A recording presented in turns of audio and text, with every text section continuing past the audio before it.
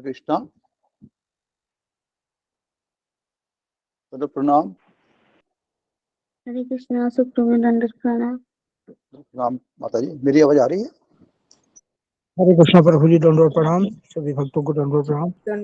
प्रणाम प्रभु जी। हरे कृष्ण प्रभु जी, दंडवत प्रणाम। कृष्णा। सभी भक्तों को अशोक चावला प्रभु जी को दंडवत प्रणाम। दंडवत प्रणाम माता जी। कृष्णा माता जी को दंडवत प्रणाम। सभी भक्तों को दंडवत प्रणाम। सभी भक्तों को दंडवत प्रणाम। हरे कृष्ण। हरे मेरी आवाज कृष्णा आ रही सभी है? भक्तों को। जी गुरु जी आ रही है। हाँ जी आ रही है। प्रभु जी आ रही है। प्रीति माता जी। हरे कृष्णा सभी भक्तों को मेरा दंडवत प्रणाम। गुरु जी के चरणों में मेरा दंडवत प्रणाम। हरे कृष्णा हरे कृष्णा। हरे प्रीति कृष्णा माता जी। माता जी। हरे कृष्णा सभी प्रभु जी को मेरा दंडवत प्रणाम। हरे कृष्णा प्रभु जी, दंडवत प्रणाम। हरे कृष्ण सभी माता जी को मेरा दंडवत प्रणाम। गुरु जी को कोटि कोटि प्रणाम। सभी माता जी को मेरा भी दंडवत प्रणाम। हरे कृष्ण।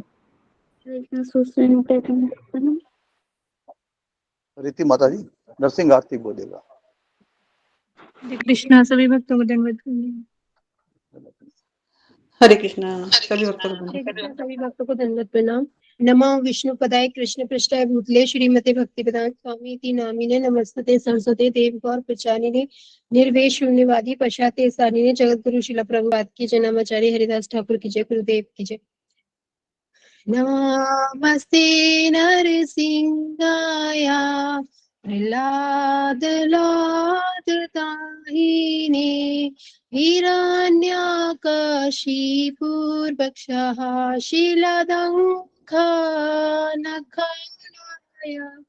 इतो नरसिंहा परितो नरसिंहा यतो यतो यामि ततो नरसिंहा बाहि नरसिंहा हृदय नरसिंहा नरसिंहमादिशरण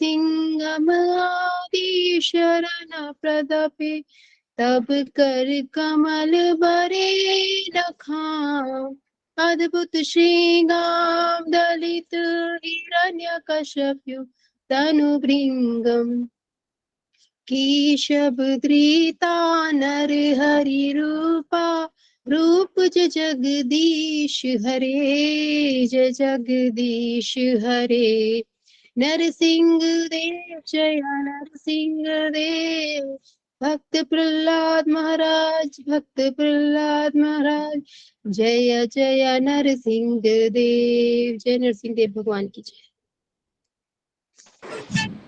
हरे माता कृष्णा जी। माता जी। हरे कृष्णा। 10 सुंदर 10 माता नाम जी। अपराध हरे लिख लीजिए। कृष्णा। नाम अपराध बोलने प्रभु जी। जी माता जी। 10 नाम अपराध। नंबर 1, पवित्र भगवान नाम का प्रचार करने के लिए जीवन समर्पण करने वाले महान भक्तों की निंदा करना। शिव ब्रह्मा आदि देवों भगवान नाम के भगवान विष्णु के नाम के समान अथवा उनको स्वतंत्र समझना। गुरु के आदेशों की अवज्ञा करना। वैदिक शास्त्रों अथवा प्रमाणों का खंडन करना। हरे कृष्ण महामंत्र के जप को काल्पनिक समझना। पवित्र भगवान नाम के अर्थवाद का आरोप। पवित्र भगवान नाम के बल पर पाप करना। हरे कृष्ण महामंत्र के जप के वेदों वर्णित एवं शुभ सकाम कर्म एवं कर्म कांड के समान समझना। अश्रद्धालुओं को पवित्र नाम की महिमा का उपदेश देना।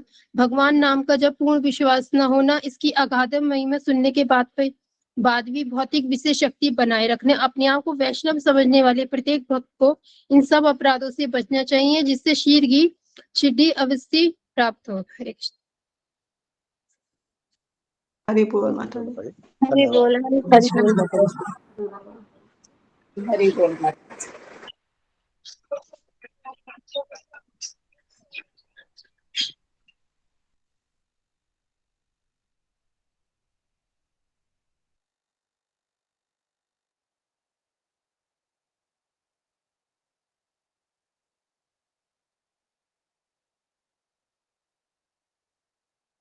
हरे कृष्णा हरे कृष्णा।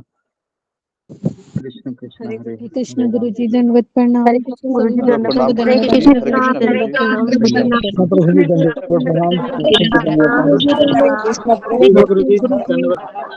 प्रणाम। हरे कृष्ण हरे कृष्ण हरे हरे कृष्ण कृष्ण गुरु जी दंडवत प्रणाम, सभी भक्तों हरे को कृष्ण। दंडवत। गुरु जी दंडवत धन्यवाद। हरे कृष्ण दंडवत प्रणाम। हरे कृष्ण हरे कृष्ण हरे कृष्ण हरे कृष्ण जी। किसका टर्न था आज बताने का? शुरू कीजिए। हरे कृष्ण गुरु जी दंडवत प्रणाम। रूबी माता जी की ना सॉरी रीति माता जी गुरुदेव। जी शुरू कीजिए। हरे कृष्ण गुरु जी दंडवत प्रणाम, सभी भक्तों को दंडवत प्रणाम। गुरु जी आपने जो शुरू किया था वो बताया था कि जो हमने जो एग्जाम दिया उसके बारे में आपने बताया था कि सबसे पहला प्रश्न आपने पूछा था। तो आपने उन्होंने प्रश्न बताया था कि भक्ति के 6 पड़ाव कौन से होते हैं, जिसमें आपने पहला बताया था उत्साहमयी, जिसमें भक्त को शुरू में बहुत उत्साह रहता है और वो मतलब कि एकदम जोश में होता है और उसको ये नहीं मतलब सारे नियम का पालन करता है और आराम से मतलब सारी माला वगैरह करने लगता है। लेकिन उसको जब पता लगता है कि तो जैसे जैसे उसको पता लगता है कि ये जीवन के अंत तक करना है तो वो धीरे धीरे बोर भी होने लगता है, तो उसका उत्साह धीरे धीरे कम हो जाता है। फिर दूसरा आपने बताया था घंटरला, जिसमें कभी भक्ति बहुत ज्यादा होती है और कभी भक्ति बहुत होती है, मतलब उसकी माला कभी बहुत ज्यादा होती है और कभी बहुत कम हो जाती है।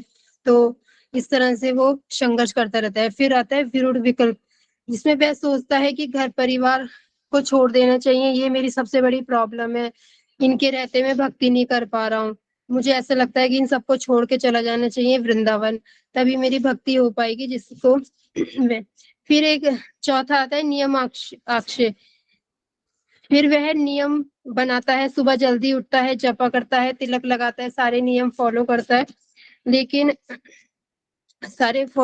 लेकिन उसमें अपने अनर्थों के कारण वह धीरे धीरे फिर उसमें भी थोड़ा थोड़ा डाउन होने लगता है, लेकिन संघर्ष उसका चलता रहता है। फिर आता है तरंग रंगनी, जिसमें वे एक परफेक्ट भक्त बन जाता है, एक शुद्ध भक्त बन जाता है, जिसमें वे जपा करता है, तिलक लगाता है, भागवतम पढ़ता है, तीनों क्लास सेशन लेता है और सुबह जल्दी उठता है, भक्ति करता है और फिर उसको मतलब प्रचार करता है, उसको जपा वगैरह मतलब इतना प्रचार करता है, फिर उसको माला पहनाई जाती है, बहुत कुछ है ना।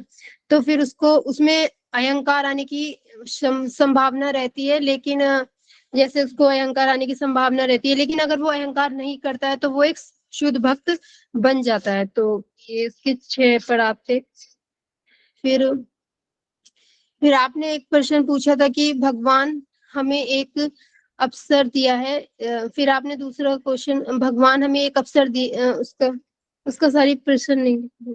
हाँ, तो फिर आपने दूसरे का उत्तर भगवान ने हमें एक अवसर दिया है जिससे हमने धन्यवाद देना चाहिए कि हमें ये सत्संग मिला है, हमें गुरुजी मिले हैं, उसके आदेशों का पालन करना चाहिए।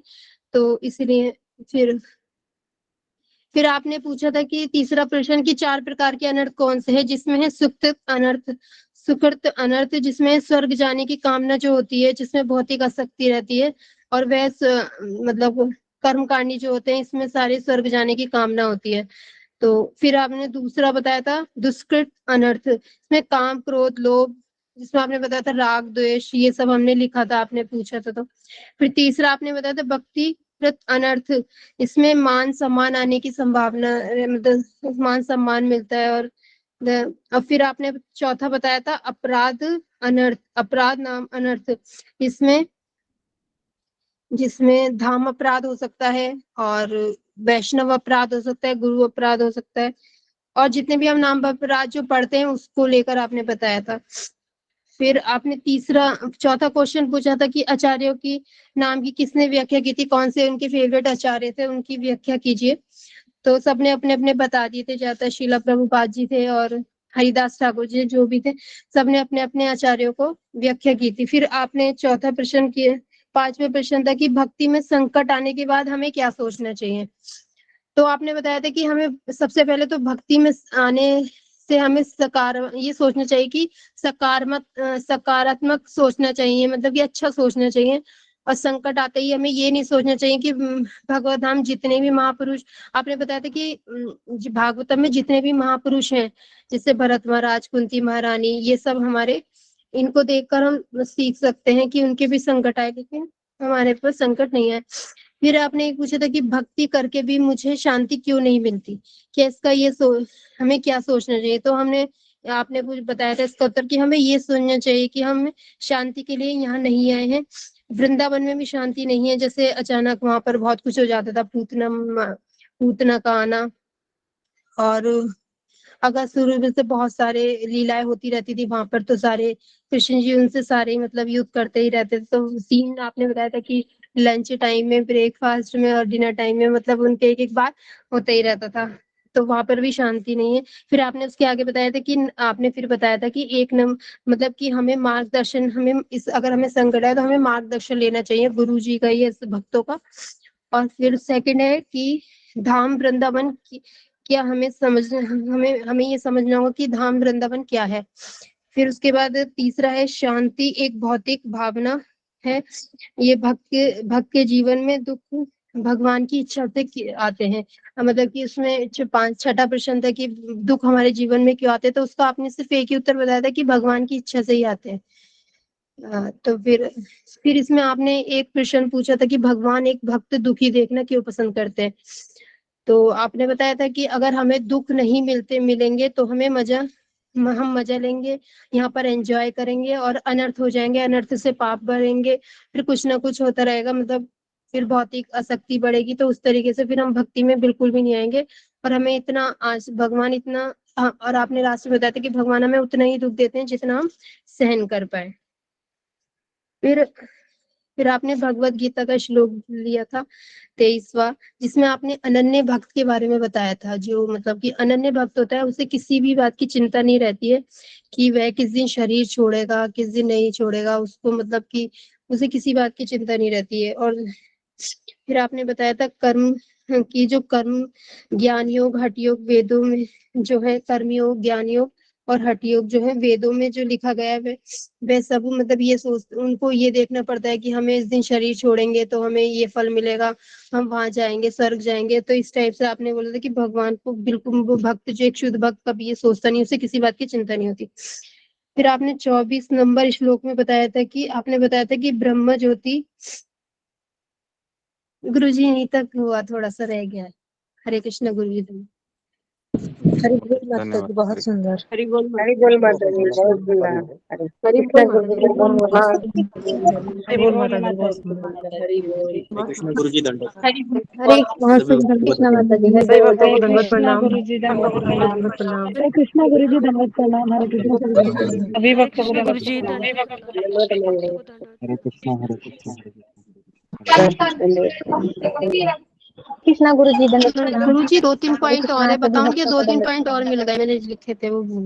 नहीं, अरे अभी रहने दीजिए जी। ओके ओके, धन्यवाद। तो हम आगे बढ़ते हैं।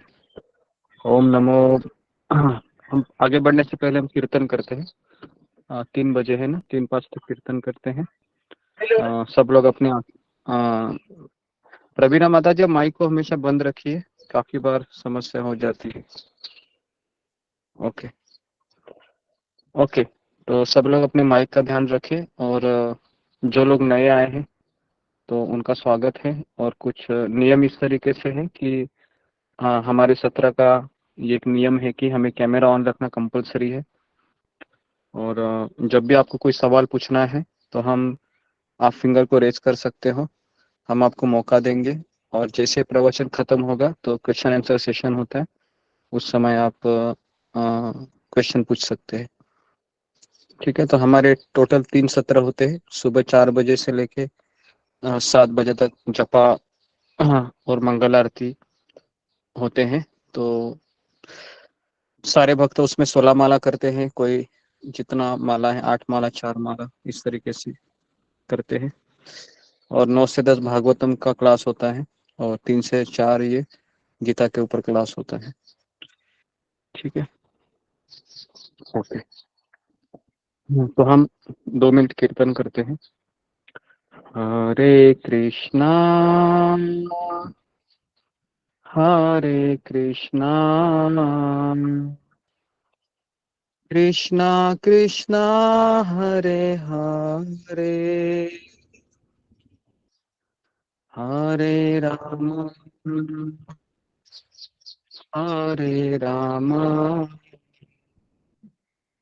राम राम हरे हरे हरे कृष्णा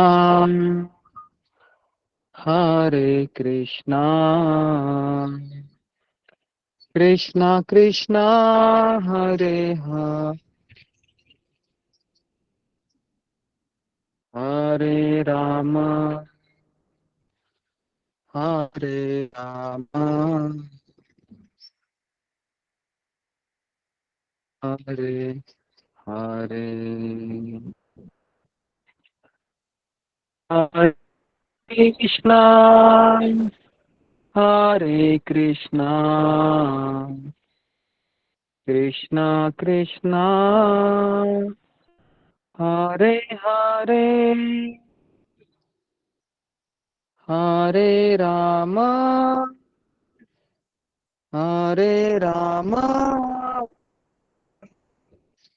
राम राम हरे हरे हरे कृष्णा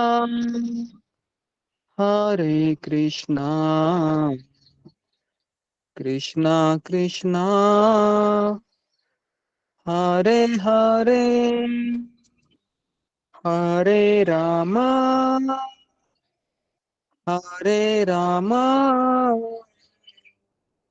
राम राम हरे हरे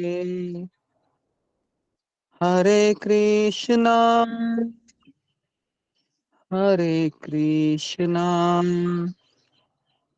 कृष्णा कृष्णा हरे हरे हरे राम राम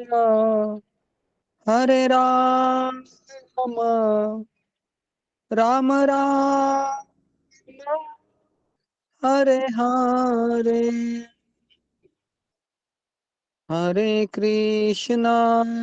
हरे हरे कृष्णा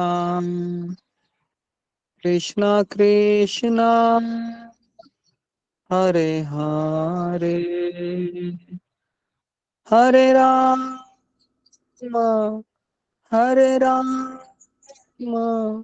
राम राम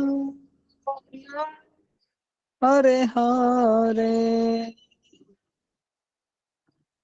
हरे कृष्णा कृष्णा कृष्णा हरे हरे हरे राम राम राम हरे हरे हरे कृष्णा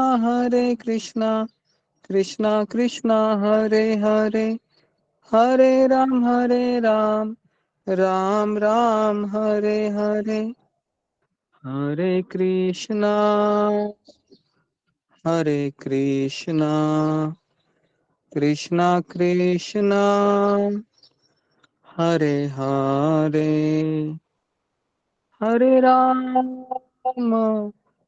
हरे राम राम राम हरे हरे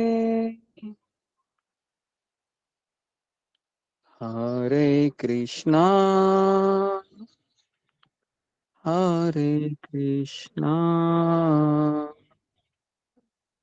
कृष्णा कृष्णा हरे हरे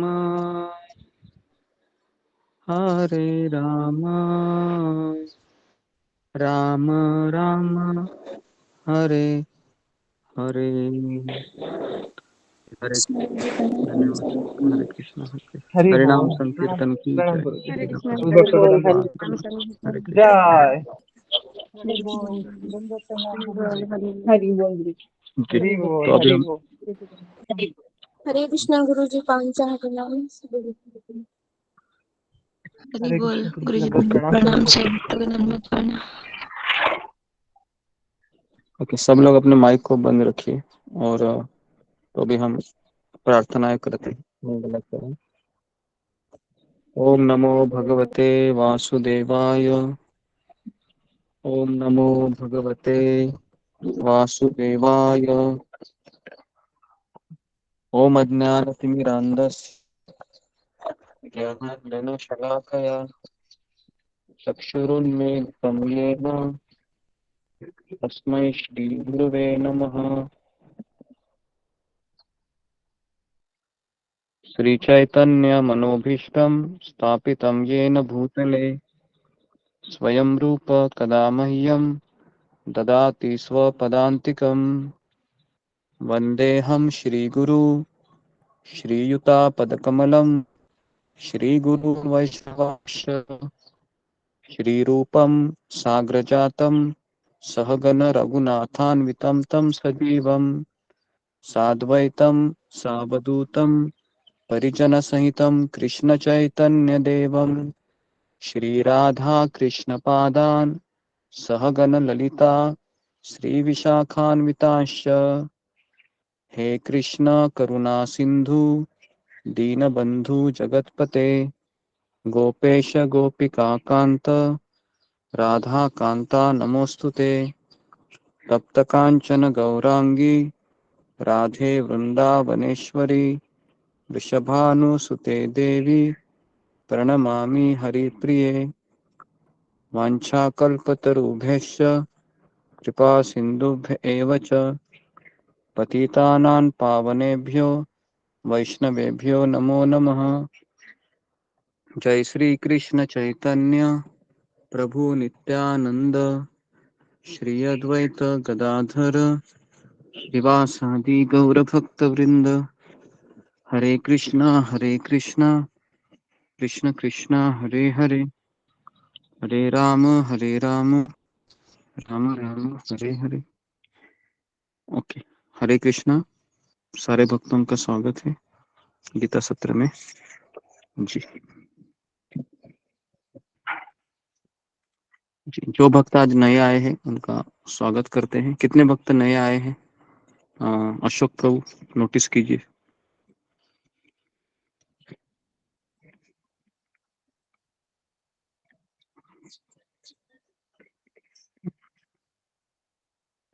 अशोक चावला प्रभु सुन रहे हैं? ओके, मेरा आवाज आ रहा है सबको? जी गुरु जी। जी गुरु जी आ रहे हैं। जी जी गुरु जी। गुरु जी जी गुरु जी, आ रहा है आवाज आपका। जी गुरु ठीक जी। है, ओके। तो मैं ही देखा हूँ अशोक चावला प्रभु किधर गए। जी ओके।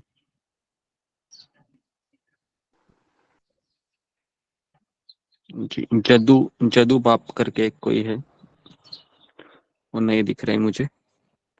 उसके बाद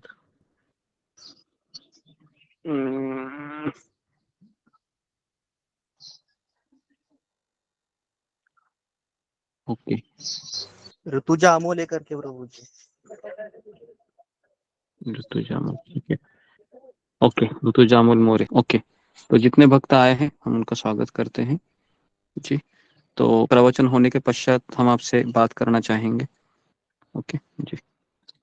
जी, तो हम कहाँ तक आए थे 8वें अध्याय 26 का? हो गया था गुरु जी, 26 हो 26 गया था। हुए, 26 श्लोक हो 26 गया। लोग 26 श्लोक हुए थे, 27-28 बाकी थे। ओके, तो आज का विषय था हमारा कि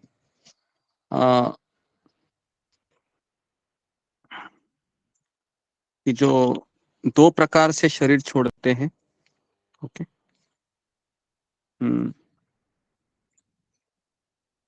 तो इस शरीर त्यागने के 2 मार्ग, बराबर है। तो सब लोग जरा लिखिए ये शरीर त्यागने के 2 मार्ग कौन से हैं, ताकि वो हमें 15 मिनट में बताता हूँ, फिर हम तात्पर्य पे घुसते हैं। तो शरीर त्यागने के 2 मार्ग कौन से? पहला है प्रकाश का मार्ग। प्रकाश का मार्ग, तो उसमें कौन सा दिन आता है?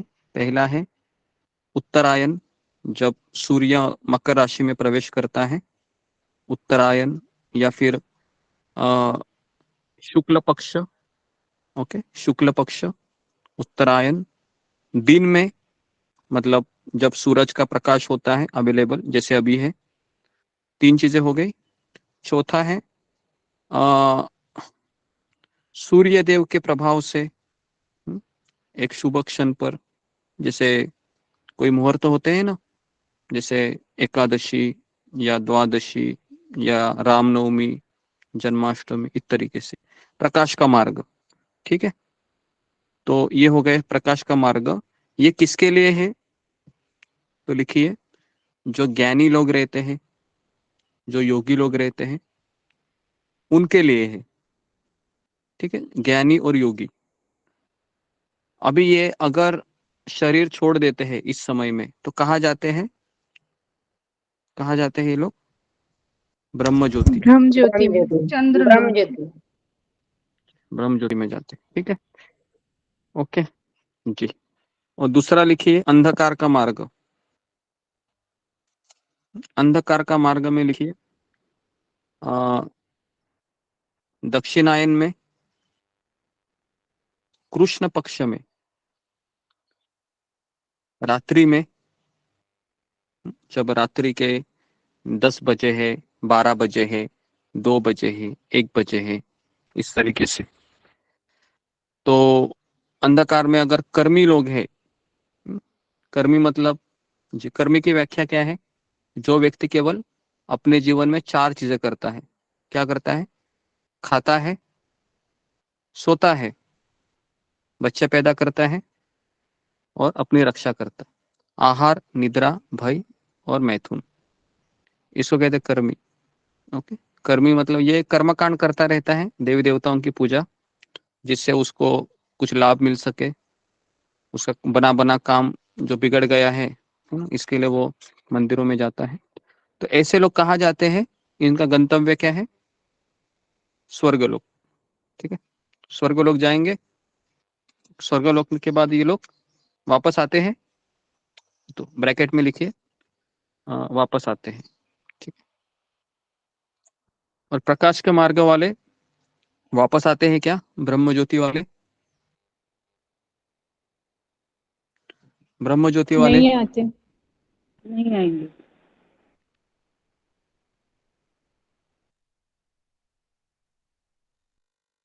वापस नहीं आते हैं, लेकिन वह उधर ही पड़े रहते हैं, ब्रह्म ज्योति।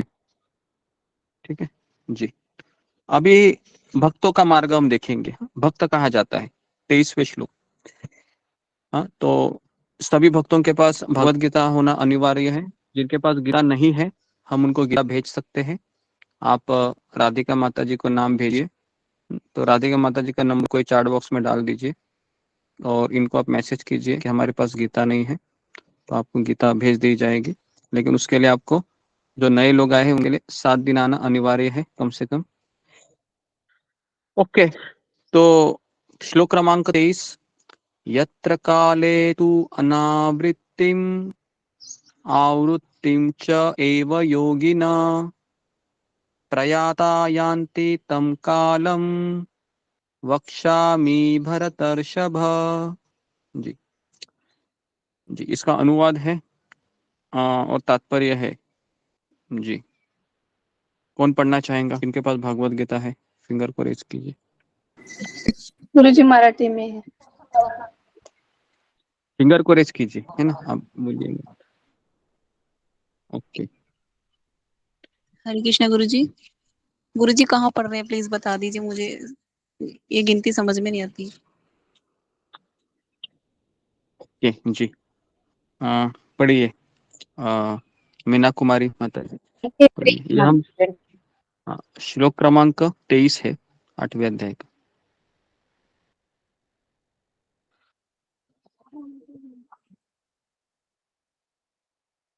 जी नेक्स्ट,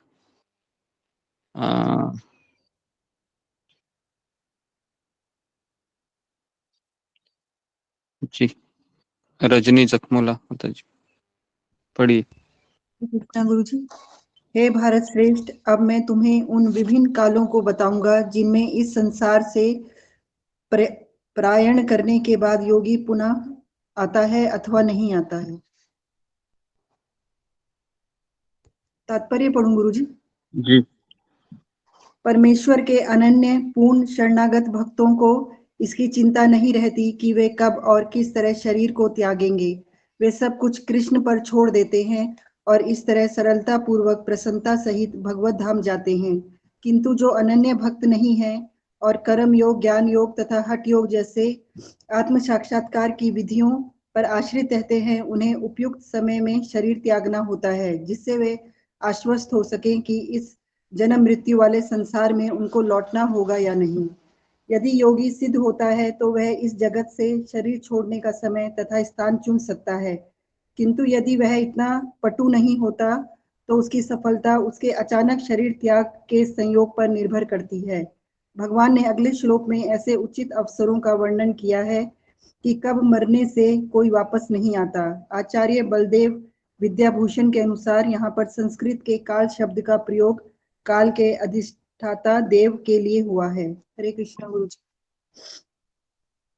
मुझे लगता है ये हुआ था 23, 24, 25 जो हमने गुरुजी जी गुरुजी 27 हो गया से स्टार्ट हाँ करना है। 25 तक हो चुका है। 27 से 27 स्टार्ट हो करना गया। है। हाँ 27 से शुरू होगा, क्योंकि कल हमने इसके बारे में जी जी चर्चा की थी। जी तो गुरुजी ये ठीक है बता चलिए। दिए थे आप। जी, तो 27वां श्लोक हम पढ़ते हैं। ओके जी, तो रजनी माता जी आप ये 27 श्लोक का अनुवाद और तात्पर्य अभी पढ़िए। जी गुरु जी। हे अर्जुन, यद्यपि भक्तगण इन दोनों मार्गों को जानते हैं किंतु वे मोहग्रस्त नहीं होते, अतः तुम भक्ति में सदैव स्थिर रहो। तात्पर्य: कृष्ण अर्जुन को उपदेश दे रहे हैं कि उसे इस जगत से आत्मा के पलायन करने के विभिन्न मार्गों को सुनकर विचलित नहीं होना चाहिए। भगवत भक्त को इसकी चिंता नहीं होनी चाहिए कि वह स्वेच्छा से मरेगा या देवाशात। भक्त को कृष्ण भावनामृत में दृढ़ता पूर्वक स्थिर रहकर हरे कृष्ण का जाप करना चाहिए। उसे यह जान लेना चाहिए कि इन दोनों मार्गों में से किसी की भी चिंता करना कष्टदायक है। कृष्ण भावनामृत में तल्लीन होने की सर्वोत्तम विधि यही है कि भगवान की सेवा में सदैव रत रहा जाए। इससे भगवत धाम का मार्ग स्वतः सुगम, सुनिश्चित तथा सीधा होगा। इस श्लोक का योगायुक्त शब्द विशेष रूप से महत्वपूर्ण है। जो योग में स्थिर है वह अपनी सभी गतिविधियों में निरंतर कृष्ण भावनामृत में रत रहता है। श्री रूप गोस्वामी का उपदेश है, अनासक्तस्य विषयान यथार्मुच्यतः। मनुष्य को सांसारिक कार्यों से अनासक्त रहकर कृष्ण भावनामृत में सब कुछ करना चाहिए। इस विधि से जिसे युक्त वैराग्य कहते हैं, मनुष्य सिद्धि प्राप्त करता है। अतएव भक्त कभी इन वर्णनों से विचलित नहीं होता, क्योंकि वह जानता रहता है कि भक्ति के कारण भगवत धाम तक का उसका प्रयाण सुनिश्चित है। हरे कृष्णा गुरु जी। ओके, तो 27वें श्लोक में ये बताया गया है कि हे अर्जुन, यद्यपि भक्तगण इन दोनों मार्गों को जानते हैं। तो मैंने आपको ये इसलिए बताया है कि हम ये जान सके कि उत्तरायण में शरीर छोड़ने से कहाँ जाते हैं, दक्षिणायन में शरीर छोड़ने से कहाँ जाते हैं। लेकिन ये उस व्यक्ति के लिए है जिसका जीवन शुद्ध है। जिसका जीवन शुद्ध नहीं है उसको पता ही नहीं होता है कि मैं कब मरूंगा। बराबर है, हमको किसी को पता नहीं हम कब मरेंगे। तो इसलिए ये जो अभी हमने जो चर्चा की थी, जो आपका हमने प्रकाश का मार्ग, अंधकार का मार्ग बताया, ये उन योगियों के लिए है जो अपना जीवन शुद्ध रखते हैं। और मृत्यु के समय कितने बिच्छू काटते हैं उतना दर्द होता है। 40,000। 40,000 बिच्छू एक साथ काटने का दर्द होता है। तो इसलिए 40,000 बिच्छू काटते समय इतनी पीड़ा होती है कि हमारा मन इतना विचलित होता है कि हमें यह भी पता नहीं होता है कि मृत्यु के समय भगवान का नाम लेना चाहिए। ओके, तो इसलिए यहाँ पर प्रोपा तात्पर्य है, भगवान के भक्त को इसकी चिंता नहीं होनी चाहिए। जी, कौन मुझे बताएगा कि प्रभुपाद ऐसा क्यों लिखते हैं कि भगवान के भक्त है इस बात की चिंता नहीं करता है कि वह दक्षिणायन में मरेगा, उत्तरायण में मरेगा, या फिर वह अंधकार में रात्रि के समय मरेगा, फिर दिन में मरेगा, क्यों नहीं उसको चिंता होती है? जी, फिंगर को रेज कीजिए। जी बताइए। जी जी, गीता के भी। दंडवत प्रणाम गुरुजी, दंडवत प्रणाम सब भक्तों का चरणों में। ऐसे चिंता नहीं, भक्त ऐसे चिंता नहीं करते गुरुजी, क्योंकि वो शरणागत होता है। शरणागत को भक्त वत्सल लेना वो कभी मुश्किल नहीं पहुंचने, इसलिए वो उसको बिलीफ होते हैं, हमको नहीं छोड़ते भगवान। और इसके बारे में वो चिंता ही करता नहीं, क्योंकि वो शरणागत होता है ना, वो कोई इसके बारे में योचना करता है। धन्यवाद गुरुजी। जी, तो गीता माता जी ने कहा कि शरणागत होता है वो। तो शरणागत भक्त का ये महत्व होता है कि वह भगवान के अधीन होता है। तो जो व्यक्ति भगवान के अधीन है, उसकी माला का जप करता है, उसकी कथा सुनता है, तो वह किसी भी समय अगर शरीर छोड़ता है तो भगवान उसका ख्याल रखते हैं। जिस तरह से पुत्र है अपने माता पिता के आश्रय में पलता है ना, या आगे बढ़ता है और हमेशा माता पिता की आज्ञा के अनुसार अपना जीवन यापन करता है। और उस समय अगर पुत्र को कुछ होता है अकस्मात, चाहे रात में हो, दिन में हो, संध्या में हो, किसी भी अवस्था में होता है, माता पिता उसको तुरंत ख्याल रखते हैं, है ना। तो जी, तो भगवान का भक्त रहता है, वो भगवान के लिए सब कुछ करता है। बहुत अपने शरीर को थकाता है, वो इतना थकाता है कि वो बहुत थक जाता है, जल्दी सो जाता है। तो मुझे बताइए अभी कि इस संसार में जो लोग रहते हैं, सुबह से शाम तक बहुत परिश्रम करते हैं, 10 घंटा 12 घंटा काम करते हैं, कभी कभी 14 घंटा काम करते हैं। और इतना काम करते करते करते करते उनके जुबान पर फेम आता है। फेम मतलब क्या बोल सकते हैं उसको, झाग, झाग आता है। पता है, गधा जब बहुत काम करता है ना तो उसके मुंह पे झाग आता है, इतना काम करता है वो। और अभी मैं आपको दूसरा उदाहरण देता हूं कि जिस माँ को अभी अभी पुत्र हुआ है और उसका बेटा अभी केवल 1 महीने का, 2 महीने का, 4 महीने का है, अभी वो माँ भी बहुत कष्ट करती है, कभी कभी रात को सोती नहीं है, उसको दूध पिलाती है, उसका कोई समय नहीं होता है, और उसको भी इतना परिश्रम करना पड़ता है कि वो माँ भी थक जाती है। अभी मेरा यहाँ पर आप लोगों को सवाल है कि ये माँ का थकना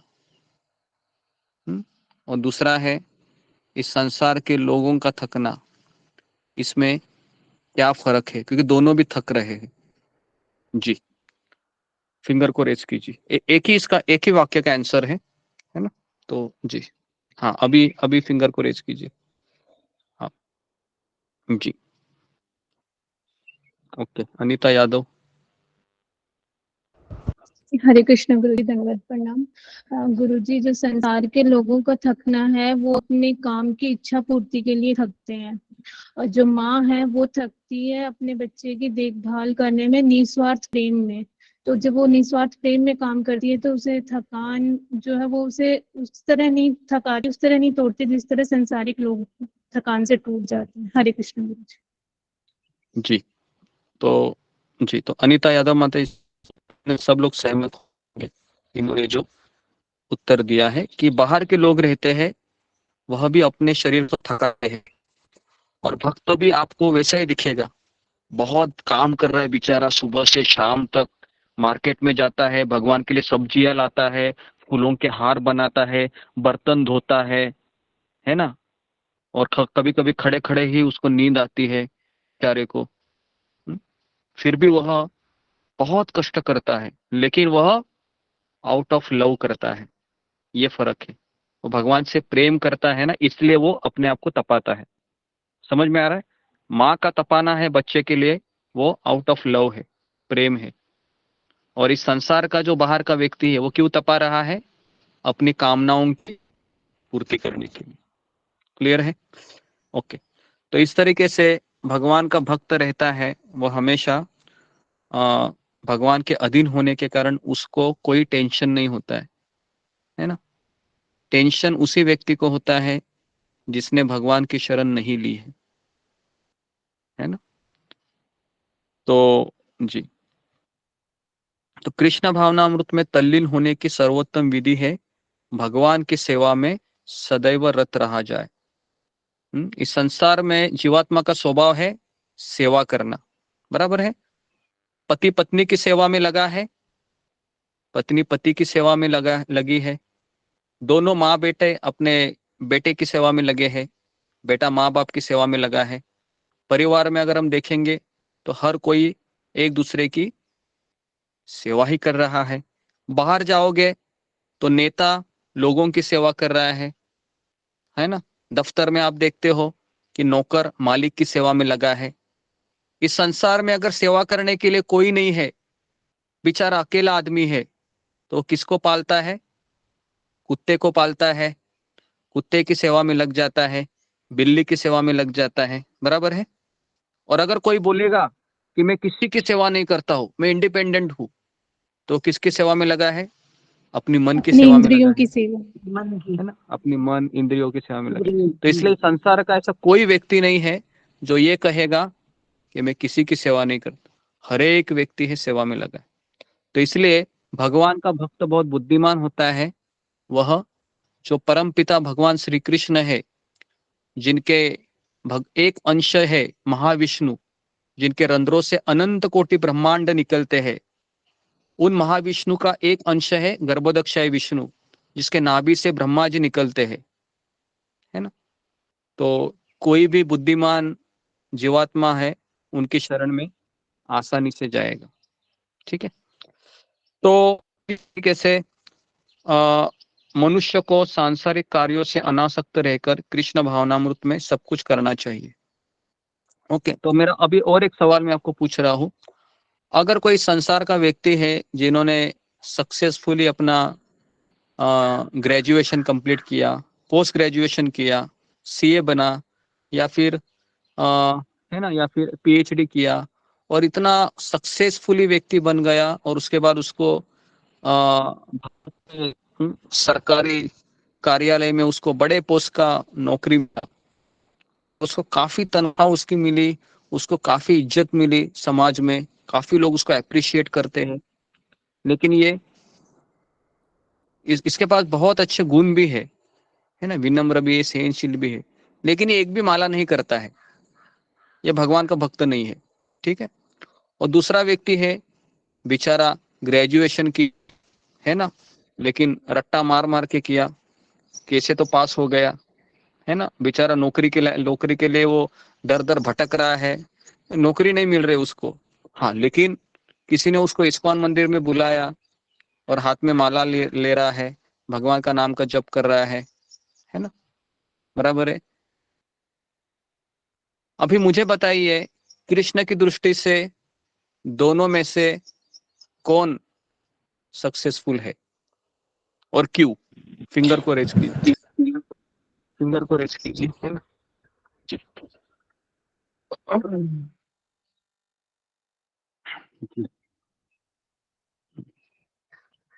ओके जी, शिवानी। हरे कृष्ण गुरुजी, दंडवत प्रणाम। सभी भक्तों को दंडवत प्रणाम। गुरुजी, कृष्णा के नजर में जो भक्त जो इंसान ग्रेजुएशन करी हुई है और भगवान का नाम ले रहा है वो ज्यादा सक्सेसफुल है, क्योंकि वो भगवान का मतलब भगवान की सेवा में लगा हुआ है, भगवान की सेवा कर रहा है। क्योंकि हमारा जीव का मतलब मेन काम यही होता है भगवान की सेवा करना, और बाकी सब चीजें तो इंसान को मतलब भगवान की वजह से क्वालिटीज मिल रखी हैं, तो वो उसकी वजह से इतना सक्सेसफुल है। हरे कृष्ण। ठीक है। अभी मैं आपको थोड़ा सा पर्सनल प्रश्न पूछ रहा हूँ कि मान लो आपके सामने दो पड़ोसी है, एक है बहुत टैलेंटेड है ना, अच्छा खासा उसको समाज में लेवल है, प्रतिष्ठा है, गवर्नमेंट जॉब है, सब कुछ है ना, और उसके पास इतने अच्छे गुण है, बहुत पोलाइटली बोलता है, आपको पूछताछ करता है ना। और दूसरे बगल में एक भक्त रह रहा है, अभी अभी जोड़ा है। हाँ, लेकिन वह बेचारा कभी कभी गुस्सा भी करता है आपके ऊपर, है ना। और कभी कभी देखा जाता है कि ये थोड़ा सा इसका व्यवहार भी संशयास्पद है, लेकिन वह भगवान का नाम का जप कर रहा है और प्रयास कर रहा है अपने आप को सुधारने का, है ना। तो दोनों में से आप किसके पास जाना पसंद करेंगे? जी, फिंगर को रेज कीजिए वापस। थोड़ा सा मैं अभी इसको, इसी सवाल को मैं घुमा कर पूछ रहा हूँ। जी, ओके, ऋतु रानी। हरे कृष्णा गुरुजी। जो भक्त है, जो मतलब कि संघर्ष कर रहा है, जो थोड़ा गुस्सा कर रहा है, हम उनके पास में जाएंगे, क्योंकि वो तो उनका अनर्थ है, वो धीरे धीरे उनका समाप्त हो जाएगा। जो जो अभक्त है, वो भले ही अच्छा गुण है, मतलब कि सब कुछ से परिपूर्ण है, पर वो भक्त नहीं है और वो पशु जीवन जी रहा है, वो संघर्ष नहीं कर रहा है। हरे कृष्ण। जी, ओके ओके, तो अच्छा आंसर दिया है। और एक प्रश्न पूछ रहा हूं मैं। अभी 5 पांडव है, पांचों में ऐसा देखता है कि कभी कभी है मनमुटाव हो जाता है। एक बार अर्जुन है, युधिष्ठिर के ऊपर भागता है, जब युधिष्ठिर उसको कहते हैं कि तुम किस काम का नहीं है, तुमने कर्ण को मारा नहीं, है ना, ऐसे ही आ गया मुझे देखने के लिए। और इनमें झगड़ा होते रहता है। लेकिन कौरव है, दुशासन, दुर्योधन, कभी झगड़ा नहीं हुआ इनके साथ। तो बाहर के लोग भी कहते हैं कभी कभी कि बाहर के लोगों में झगड़ा नहीं होता है, कभी भी शांति से काम करते रहते हैं। और भक्त समुदाय में कभी कभी कलह हो जाता है। तो इसको हम किस तरह से समझ सकते हैं? जी, फिंगर को रेज कीजिए। हाँ, थोड़ा सा कठिन है, लेकिन अगर ये आपको आ गया तो समझने का कि आप बुद्धिमान है। जी, फिंगर को रेज कीजिए। अभी समझ में नहीं आ रहा है, किसको आ रहा है? जी, रीति दबास माता जी। हरे कृष्णा गुरुजी, दंडवत प्रणाम। गुरुजी, जैसे जो बाहर के कलेश है गुरुजी, वो अपनी भौतिक इच्छाओं पर निर्भर होते हैं। वो तो अपने आपस में ये नहीं मिला, वो नहीं मिला, ऐसे नहीं वैसे नहीं, तो ये तो उस पे निर्भर है। लेकिन जो अगर वो आपस में लड़ भी रहे भक्त लोग, तो वो भगवान के ऊपर ही, मतलब कि सेवा के ऊपर या वैसे लड़ते हैं, जहां तक मुझे समझ आया गुरुजी। तो जी उनका जी, लड़ना हमारा अलग। ओके, तो रीति ने बहुत सुंदर उत्तर दिया है। मैं आशा भी नहीं कर सकता था कि ये उत्तर दे सकती है ऐसा। तो अच्छा उत्तर दिया इसने, इनने, कि बाहर के लोगों का गोल क्या होता है? मजा करना, बराबर है, मजा। मजा करना, है ना। तो मजा करने के लिए क्या झगड़ा होता है क्या? चलो हम 10 लोग जरा पार्टी करते हैं, बाहर जाते जरा आइसक्रीम खाते हैं, है ना, या फिर जरा घूमने जाते हैं, तो बहुत 10 लोग बहुत एंजॉय करते हैं। लेकिन भक्तों के बाद में आते हैं, दो सब लोग एक दूसरे से स्ट्रगल करते रहते हैं ना। तो एक सेवा में हम देखते हैं अनर्थ हमारे ऊपर आता है ना, कभी कभी मनता हो जाता है। बाहर लोगों में देखोगे बहुत शांति दिखाई देती है, क्योंकि सबका गोल एक ही है, इंद्रिय तृप्ति, मजा करना है सबको। लेकिन भक्ति में क्या करता है? अनर्थों को निकालना है हमारे। तो इसके लिए टग ऑफ वॉर होता है।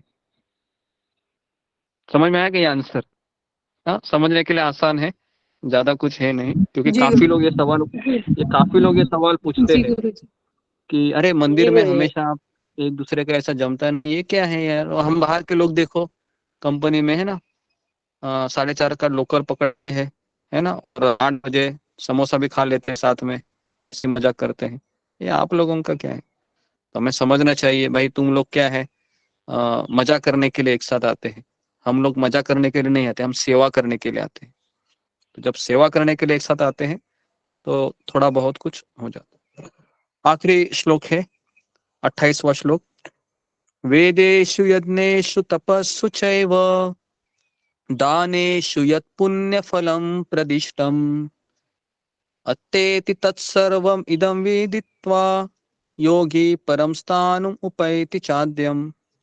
जो व्यक्ति भक्ति मार्ग स्वीकार करता है, देखिए बहुत इंपॉर्टेंट श्लोक है ये, पूरे 8वें अध्याय का कंक्लूजन है ये आखिरी श्लोक, ध्यान पूर्वक सुनिए। जो व्यक्ति भक्ति मार्ग का स्वीकार करता है, भक्ति मार्ग का अर्थ क्या है? कि किसी प्रामाणिक गुरु को स्वीकार करते हुए, उनकी आज्ञा से पालन करते हुए भक्ति के कार्यों को करते रहना, नवदा भक्ति है। श्रवणम, कीर्तनम, है ना, स्मरणम इत्यादि। तो जो व्यक्ति भक्ति मार्ग को स्वीकार करता है वह वेद अध्ययन मतलब जो काफी लोग हैं 108 उपनिषद 18 पुराण पढ़ते रहते हैं, है ना। अगर आप देखो जाओगे ना वहां पर, कहाँ पर, उत्तराखंड में या ऐसे जगह पर, वहां पर बड़े बड़े ऋषि मुनियों के आश्रम है, वेद अध्ययन में लगे रहते हैं, केवल अध्ययन करते रहते हैं ना, कि किस तरीके से ऋग्वेद है, यजुर्वेद है, सामवेद है, इत्यादि इत्यादि। और तपस्या के लिए तो ऐसे भी लोग हैं जो गर्मियों में अग्नि के भीतर जाके तपस्या करते हैं। ठंडी में वो क्या करते हैं, ठंडी में वह बर्फ नदी के अंदर प्रवेश जल में करके, खड़े होकर तपस्या करते हैं। जी, पानी के अंदर प्रवेश करके वह तपस्या करते हैं। तो ऐसे भी लोग हैं तपस्या, कोई कोई लोग तो निर्जला करते हैं पूरा। लेकिन जो भक्ति मार्ग का स्वीकार करता है वो वेद अध्ययन, तपस्या, दान, है ना। दान देने वाले के कैसे रहते हैं पता है आपको? मैं 50 रुपए दान दूंगा और फिर मुझे 100 रुपए का मुनाफा होना चाहिए, क्योंकि 50 रुपए का दान देने से क्या होता है, लोगों का भरोसा जीतते हैं वो, पता है, ऐसा समाज में होता है। लोग बोलते हैं बहुत दानी है और फिर उसके ऊपर भरोसा करते हैं, फिर वो बड़ा फ्रॉड करके निकल जाता है। तो लेकिन फिर भी अगर कोई व्यक्ति सच्चे दिल से दान भी देता है ना, तो एक बार भक्ति सिद्धांत सरस्वती ठाकुर के एक शिष्य थे, मैंने बताया था कि वो बहुत पैसे वाले थे, तो वो हमेशा वो दान देते थे और मठ में जो भी चीजें होता है उसको करेक्ट भी करते थे, है ना। तो एक बार उनके गुरुदेव बोले, भक्ति सिद्धांत ठाकुर, बाबू आपने बहुत डोनेशन दे रहे हो, तो क्या आपने मुझे खरीद लिया क्या? क्या बोले, आप बहुत डोनेशन दे रहे हो, क्या आपने मुझे खरीद लिया क्या? अरे आप अपने आप को दे दो मुझे, तब मैं मानूंगा, क्योंकि अपने आप को देना बहुत कठिन है ना। जेब में से पैसे वैसे तो निकलते नहीं है ना। आपने कहावत सुनी होगी, चमड़ी जाए पर दमड़ी न जाए। हाँ, तो दमड़ी निकलना तो पहले कठिन होता है, और अगर दमड़ी देने वाले लोग भी रहते हैं, लेकिन अपने आप को दे पाते हैं क्या? नहीं दे पाते। तो इसके लिए दान, उसके बाद है दार्शनिक, मतलब दर्शन शास्त्र पढ़ते रहते हैं, तथा सकाम करने में से प्राप्त होने वाले फलों से वंचित नहीं होता। मतलब जो भक्ति मार्ग करता है वह वेद अध्ययन के सारे फल उसको मिल जाते हैं, तपस्या के फल मिल जाते हैं, दान के फल मिल जाते हैं, तथा सकाम कर्म के जितने भी फल है सब उसको मिल जाते हैं। वह मात्र भक्ति संपन्न करके इन समस्त फलों की प्राप्ति करता है और अंत में परम नित्य धाम को प्राप्त करता है। परम नित्य धाम मतलब कहाँ है? गोलोक वृंदावन, वैकुंठ धाम। जी, तात्पर्य में प्रभुपाद लिखते हैं कि यह श्लोक 7वें तथा 8वें अध्यायों का उपसंहार है, जिनमें कृष्ण भावनामृत तथा भक्ति का विशेष वर्णन है। मनुष्य को अपने गुरु के निर्देशन में वेद अध्ययन करना होता है, उन्हीं के आश्रम में रहते हुए तपस्या करनी होती है। तो वेद अध्ययन किसके अंडर करना होता है? अपने गुरु के निर्देशन में। ब्रह्मचारी को गुरु के घर एक दास की भांति रहना पड़ता है। जो ब्रह्मचारी आते हैं अपने गुरु के घर, दास मतलब उनको कोई भी काम करने के लिए कहा जाता है, वो करते हैं, है ना। और द्वार द्वार उनको भिक्षा मांगकर गुरु के पास लाना होता है। जो तो पहले ऐसा नियम था, जो ब्रह्मचारी गुरु के आश्रम में रहते थे तो वह ब्रह्मचारी है सुबह बाहर निकलते थे और जितनी प्राप्त होती है वो भिक्षा लाकर वो अपने गुरु को देते हैं, और फिर गुरु उसका कुछ खाना बनाते हैं। और उसके बाद अगर गुरु शिष्य को कहना भूल गए कि तुम खाना खाओ, खाना खाने के लिए, तो उस दिन ब्रह्मचारी है वह उपवास करता है। तो पहले ऐसा था, है ना, बराबर है। तो जब तक गुरु से ऑर्डर ना आए तब तक शिष्य भोजन ग्रहण नहीं करता था, है ना। तो एक बार, है ना, तो इस तरीके से इतना वो, मतलब ये आश्रम के नियम होते थे, है ना। और अगर मान लो कि उपवास हो गया, तो अगले दिन वो गुरु के पास आकर कहता नहीं, गुरुजी आपने तो खाना खा लिया, हमारा उपवास हो गया, ऐसे कैसे आप भूल गए। समझ में आया ना? तो ऐसे भी नहीं बोलता है वो, बराबर है। तो ये बहुत मतलब किस तरह से ये कैसे गुण होते हैं, है ना, कि मतलब भूल हो गया, वो बेचारा उपवास किया फिर भी वो विनम्रता से आएगा गुरुजी, फिर गुरु बोलेगा कि तुमने खाना नहीं खाया, अरे मुझसे भूल हो गई, क्षमा करो, है, जाओ जाओ खाना खा लो।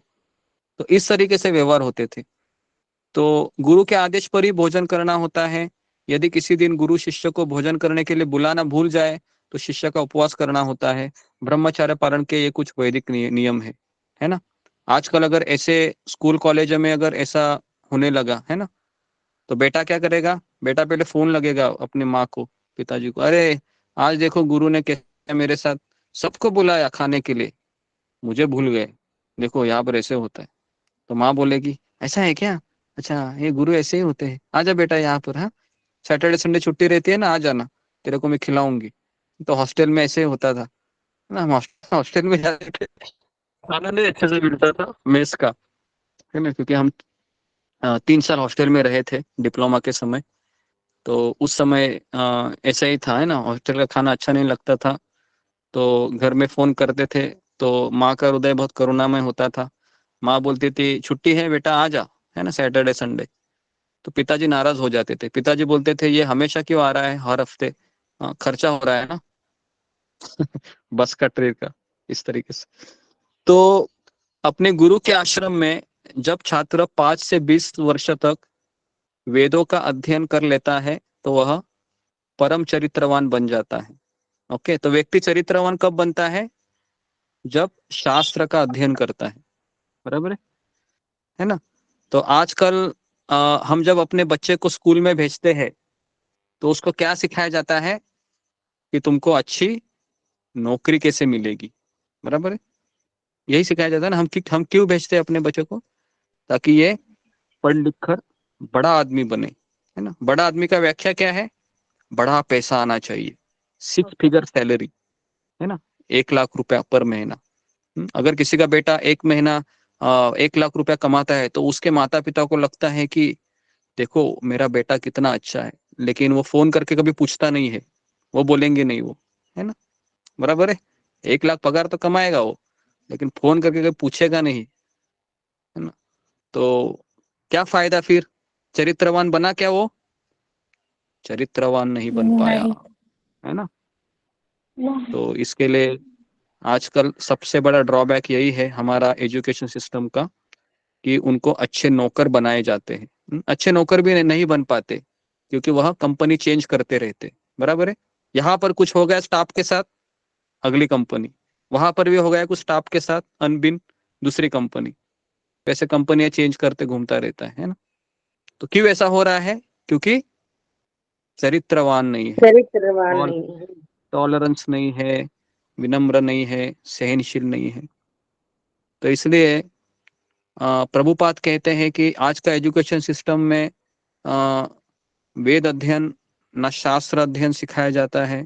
सबके डिपार्टमेंट है। प्रभुपाद जी एक बार अमेरिका में गए थे और अमेरिका के प्रोफेसर से जब वह बातचीत कर रहे थे तो उन्होंने कहा कि आपके अमेरिका के यूनिवर्सिटी में इतने बड़े बड़े लाइब्रेरिया है, इतने इतने बड़े बड़े किताबें हैं, हर एक क्षेत्र का किताब है, हर एक चीज का डिपार्टमेंट है। क्या यहाँ पर ऐसा डिपार्टमेंट है जहाँ पर शास्त्र का अध्ययन पढ़ाया जाता है, जहाँ पर शरीर और आत्मा में भेद क्या है ये सिखाया जाता है।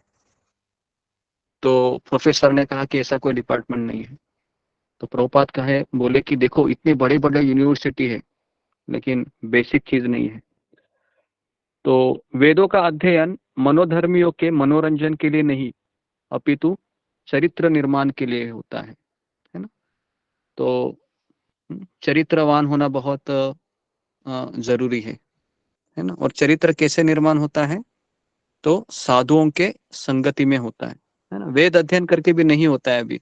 हम में से कितने लोग हैं व्हाट्सएप मैसेज इतने अच्छे अच्छे पढ़ते हैं कि नहीं, हाँ बहुत अच्छे अच्छे मैसेज आते हैं, पढ़ते हैं ना। पढ़ते कि नहीं, लेकिन फिर भी चरित्र होता है क्या? नहीं होता है। क्यों नहीं हो रहा है? क्योंकि साधु की संगति भी तो चाहिए, संगति भी तो चाहिए ना। तो इसलिए वेद अध्ययन के साथ साधु संग भी होना चाहिए। इस प्रशिक्षण के बाद ब्रह्मचारी को गृहस्थ जीवन में प्रवेश करके शादी करने की अनुमति दी जाती है। तो 25 साल वो कहाँ रहता है? अपने गुरु के आश्रम में, गुरु के आश्रम है ना। 25 साल वह गुरु के आश्रम में रहता है और फिर उसको शादी करने के लिए कहा जाता है। और उसके बाद अगर वो शादी करता है तो शादी करने के बाद फिर वह उसको जिम्मेदारी का एहसास होता है। उसने ब्रह्मचर्य में सीखा होता है कैसे मन को, इंद्रियों को नियंत्रण करने का। तो इसके लिए वह बहुत अच्छे से गृहस्थ आश्रम में एंट्री कर। कौन मुझे बताएगा गृहस्थ और गृह मेधी, इसे दो ये है शब्द है, तो इन दो शब्दों का कोई मुझे नाम बता सकता है? गृहस्थ और गृह मेधी, इसका अर्थ क्या है? गृहस्थ आश्रम किसे कहते हैं और गृह मेधी किसे कहते हैं? जी प्रतिभा कुमारी। हरे कृष्ण गुरु जी, दंडवत प्रणाम। जैसे गुरु जी आपने कहा था जो गृहस्थ आश्रम होता है वो कृष्ण को केंद्र में रखकर अपना गृहस्थ चलाते हैं, और जो गृहमेधी होता है वो अपने इंद्रिय तृप्ति के लिए इंद्रिय तृप्ति करता रहता है, वो गृहमेधी है। हरे कृष्ण। जी जी, तो ये सही उत्तर दिया कि जैसे अगर कोई पुरुष स्त्री से विवाह करता है ना, तो अगर कोई पुरुष इसलिए स्त्री से विवाह करता है ताकि उसको दोनों को कृष्ण भक्ति में आगे बढ़ना है, उसको कहते हैं गृहस्थ आश्रम। और पुरुष स्त्री से इसलिए शादी करता है दोनों को, तो इसके लिए उसको कहते हैं गृह मेधी, है ना। तो ऐसे लोगों का क्या होता है, कुछ समय के बाद डाइवोर्स हो जाता है। पता है डाइवोर्स क्यों होता है? क्योंकि एक दूसरे से अभी मजा नहीं आ रहा है, क्योंकि सेंटर ही क्या है, मजा करना। तो इसके लिए वैदिक समय में हर जो माँ रहती थी अपने बच्चों को एजुकेट करती थी।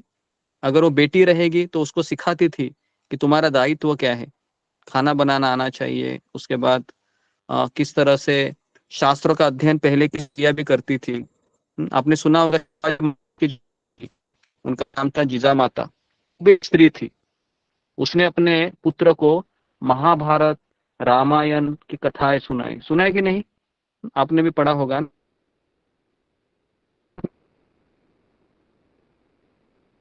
मैंने नहीं पढ़ा है, पढ़ा होगा ना आप लोगों ने? पढ़ा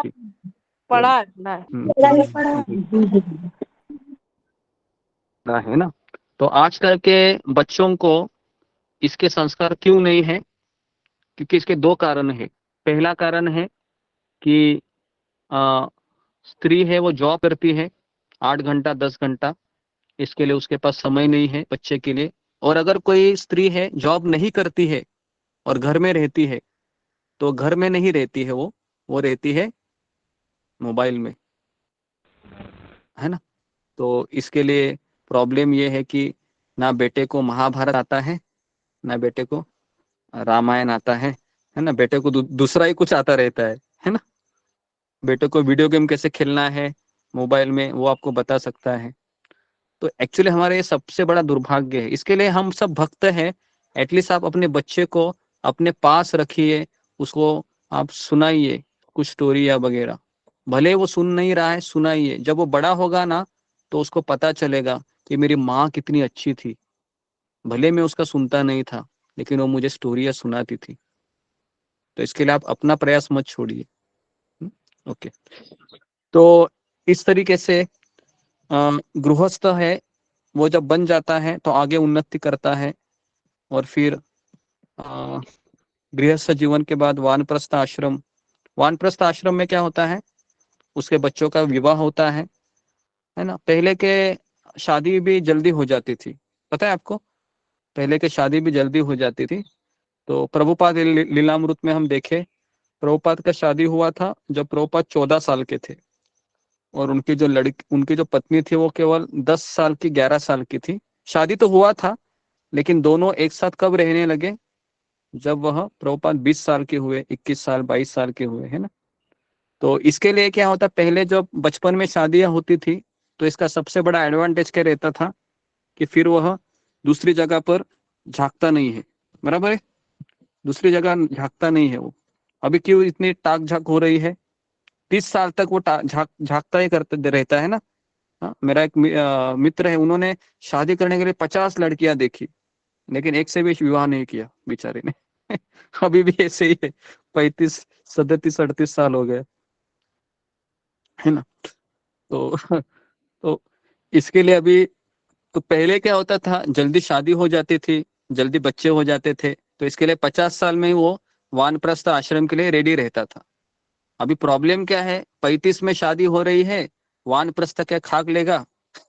50 में उसका बेटा वो 5th स्टैंडर्ड में रहेगा, बराबर है, और 60 साल में भी उसको लगेगा कि अरे मेरा बेटा तो अभी भी 12th स्टैंडर्ड में ही है, तो कहाँ वानप्रस्थ लेगा वो। तो इसके लिए शादी है पहले जल्दी हो जाती थी, वो अच्छा था। तो जो भी है, तो गृहस्थ जीवन के बाद वानप्रस्थ आश्रम में क्या होता है कि दोनों पति पत्नी फिर द्वारिका जाते हैं, मथुरा जाते हैं, है ना, और अपने बच्चे को कहते हैं कि मैंने तुम्हारी साथ दी है, हम जा रहे हैं दोनों, और दोनों फिर वहां पर अलग अलग रहते हैं, है ना। भले ही दोनों जाते हैं मथुरा में, वृंदावन में, लेकिन दोनों अलग अलग रहते हैं, अलग अलग रहते हैं मतलब अलग अलग सोते हैं, और उनमें कोई ऐसा संबंध नहीं होता है, बस केवल दोनों भक्ति करने के लिए वहां पर एक दूसरे के साथ रहते हैं। 2 साल 3 साल रहने के बाद जब पति को लगता है कि अभी मेरी आसक्ति तुमसे नहीं है, भगवान से है, फिर वो अपने पत्नी को कहता है कि तुम अभी जाओ और अपने बेटे के साथ रहो, और इस तरीके से वो संन्यास लेता। तो इस तरीके से वो फिर वो पत्नी भी चली जाती है और कठिन तपस्या करता है और फिर सिद्ध अवस्था को प्राप्त करता है। तब इनमें से कुछ स्वर्गलोक को जाते हैं, यदि वे और अधिक उन्नति करेंगे तो उच्च लोकों में जाएंगे, या निर्विशेष ब्रह्म ज्योति में, या वैकुंठ लोक में, या गोलोक वृंदावन में। तो ये वैदिक ग्रंथों की रूपरेखा है, ओके, जो हमने आपको बताई है ना। आजकल ऐसा होता है क्या, आजकल तो हमारे प्रधानमंत्री को ही आप देखेंगे, है ना, कि सर के बाल सारे पकने के बाद भी उधर ही है। तो इसके लिए कोई उदाहरण नहीं दिखता है हमें कि जिसने एक बड़ा कोई नेता है जिन्होंने वानप्रस्थ आश्रम लिया है, हम लोग उदाहरण खोजते हैं समाज में। हाँ, तो पहले के लोग थे, जैसे रामायण में वर्णन आता है, दशरथ महाराज जब अपने आईने में अपना मुकुट को सीधा कर रहे थे ऐसे देखते हुए, अचानक उनको क्या दिखता है, मेरे सर के बगल में जो कान है, कान के बगल में एक पक गया है ना, बाल। तुरंत वो क्या करते हैं, मंत्रियों को बुलाते हैं, अरे मैं अभी बूढ़ा हो रहा हूँ, राम को राजा बनाइए, मुझे अभी वानप्रस्थ लेना है। तो पहले के राजा ऐसे होते थे। हाँ? एक बाल अभी हमारे क्या है, बाल पकने के बाद हम क्या करते हैं, काला कलर लेके डाई करते हैं ना, बराबर है। तो हमारा ये सिचुएशन है अभी कलयुग में। कोई बूढ़ा होना नहीं चाहता है, बूढ़ा होता है तो फिर वो मेडिकल से डाई लेके पेंट करता है ना, और फिर वह टी शर्ट और ट्राउजर डाल के ऐसे जॉगिंग में घूमता रहता है, उसको अच्छा लगता है, वो उसको बोलता है मैं अभी भी जवान हूँ, इस तरीके से। तो ये सब क्यों हो रहा है, क्योंकि आत्मा कभी बूढ़ा हो सकता है क्या, नहीं, आत्मा हमेशा जवान ही रहना चाहता है। ओके, तो इसलिए अभी जो कलयुग में है, पूरा ही वर्णाश्रम बिगड़ गया है, जो भी है, लेकिन हमें कृष्ण भावनामृत की विशेषता यह है कि मनुष्य एक ही झटके में भक्ति करने के कारण मनुष्य जीवन के विभिन्न आश्रमों के अनुष्ठानों को पार कर जाता है। देखो कितना अच्छा लिखते हैं, जैसे वो भक्ति में आता है ये सारे वर्णाश्रम को पार कर जाता है वो। तो इतनी भक्ति है, सक्षम है। इसके लिए हम जिस कार्य को अभी लगे हैं ना, ये कार्य स्वर्ग के देवी देवता भी करना चाहते हैं, है ना। स्वर्गलोक में ऐसी कोई ऑनलाइन मीटिंग होती होगी, पता नहीं, है ना, जिसमें सारे लोग, है ना, इंद्र जी आ गए, है ना, आपको ऐसा दिखेगा, इंद्र है, उसका हेलमेट है, उसके बाद वरुण जी है, सब ऑनलाइन में सेशन अटेंड कर रहे हैं। भागवत गीता, हाँ, है ना। तो कैसा कैसा लगेगा आप सोचो, है ना। आपकी जगह पर इंद्र है, वो भी ऑनलाइन है ना, वरुण देव ऑनलाइन है, उसके बाद ब्रह्मा जी आ गए अचानक, ब्रह्मा जी सेवा कर रहे हैं, है ना। तो जी, तो इस तरीके से भी उच्चतर लोकों में यही होता है। पता है, उच्चतर लोकों में महाभारत है, भागवत है, वो 1 लाख श्लोकों का है। उधर उधर के शास्त्र अलग है, बड़े बड़े श्लोकों, क्योंकि देवता लोगों को काम नहीं होता है, देवता लोगों का यही काम है, शास्त्र का अध्ययन करना। देवता लोग जॉब पे नहीं जाते हैं, है ना, नाइट शिफ्ट नहीं करते हैं, ना डे शिफ्ट करते देवता लोग। देवता लोग क्या करते हैं, केवल अध्ययन करते हैं।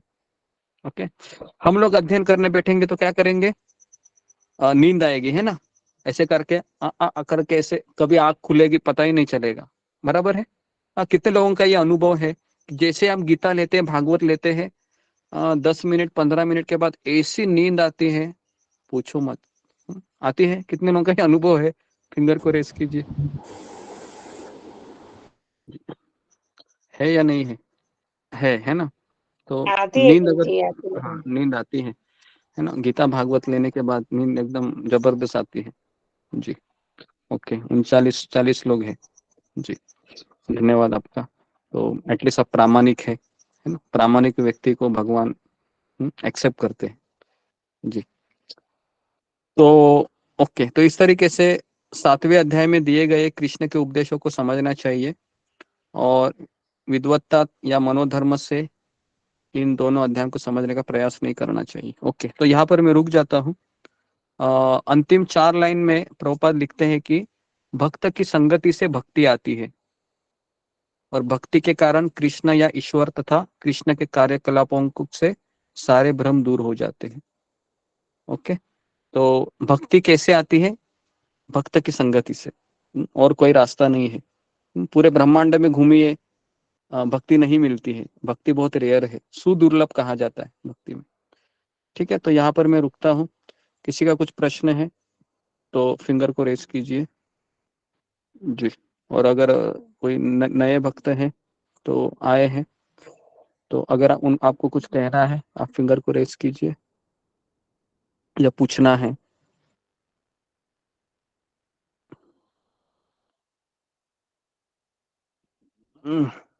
एक मिनट, मैं फिंगर पहले डाउन करता हूँ जी। अभी जरा रेस कीजिए।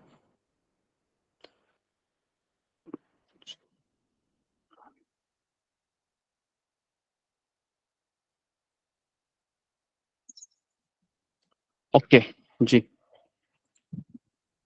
जी शिवानी बिश।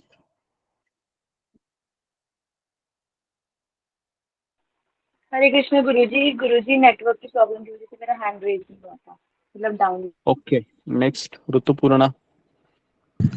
हरे कृष्ण गुरुजी, दंडवत प्रणाम, सभी भक्तों को दंडवत प्रणाम। गुरुजी, ऐसे मेरा कोई प्रश्न नहीं है, लेकिन मेरा कोई दिन से माला नहीं हो रहा है और मेरे से अपराध हो रहा है। मैं आपसे और सारे भक्त से ये क्षमा मांगना चाहती हूँ कि मेरे मन में कभी ना कभी किसी भक्त के बारे में ऐसे कुछ उल्टा सीधा आ जाता है। फिर तो मैं अपने आप को रोकती हूँ और डांटती हूँ भी, लेकिन ये आ जाता है, और इसीलिए मैं माफी मांगना चाहती हूँ गुरुजी। हरे कृष्ण जी, धन्यवाद। नेक्स्ट अशोक चावला प्रभु। गुरु जी, कहीं ये आया है गीता में कि जब कृष्ण भक्ति देते हैं कृष्ण की, तो वो दुख देते हैं, आपका सब कुछ हर भी देते हैं, ताकि आप भक्ति में लगे रहें और आपको चिंता ना हो। पर अब ये 28वें श्लोक में 8वें अध्याय के ये है कि जो भक्ति करते हैं वे सारे फल, वेद अध्ययन, दान, तपस्या और काम कर्मी वाले सारे फल उससे प्राप्त हो जाते हैं। जी नहीं, मैं देखिए, पहले है कि जिसको पास भक्ति है ना, उसको सारे फल प्राप्त होते हैं, लेकिन उनको वो फलों का वह उपयोग नहीं करते हैं, क्योंकि उनको पता है असली फल क्या है, भक्ति है। समझ में आ रहा है?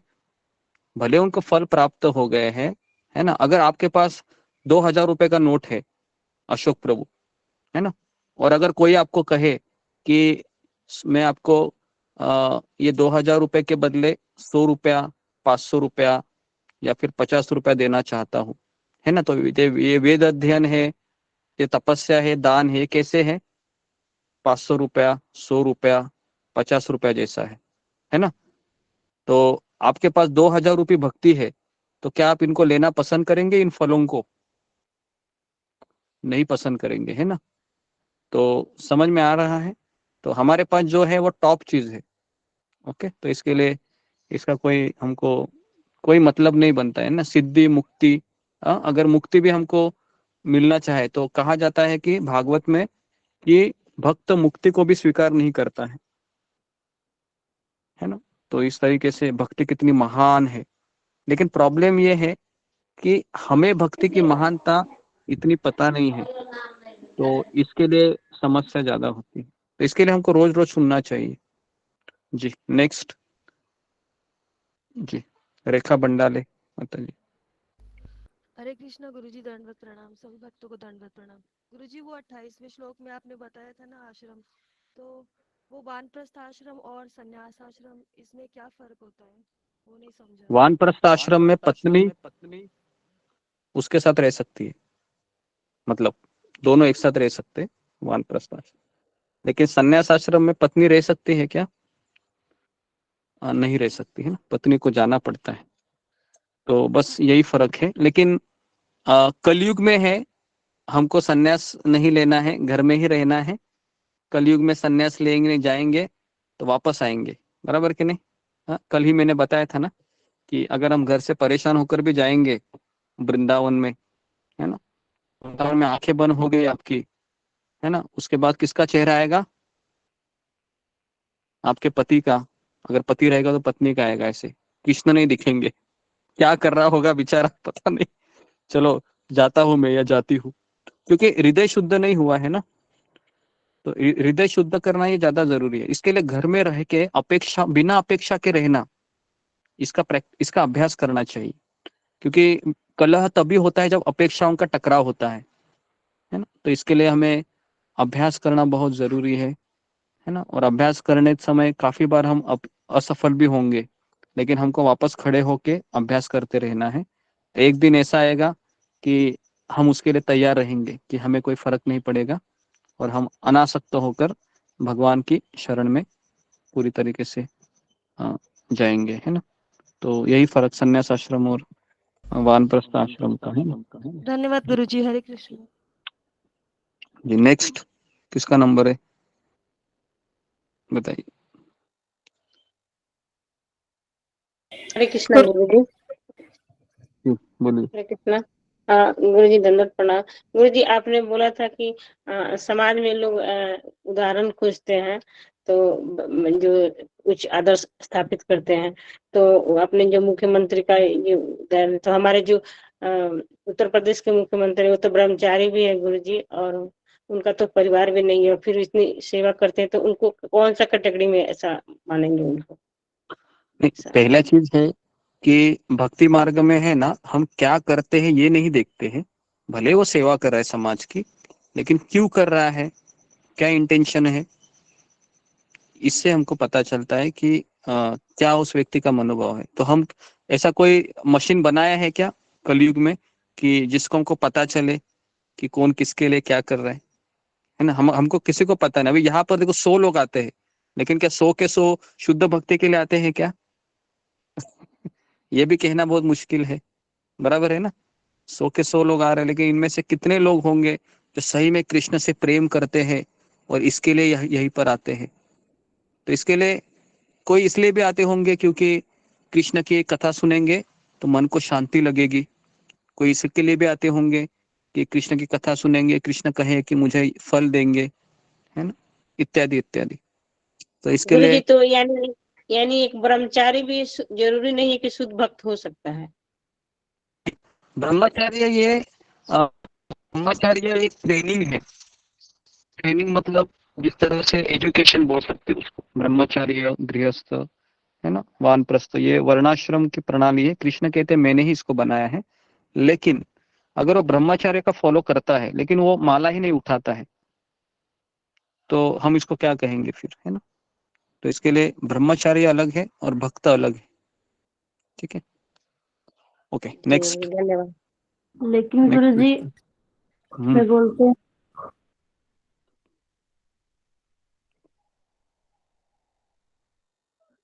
जी मोहित कुमार नेक्स्ट। प्रभु जी आपका म्यूट है।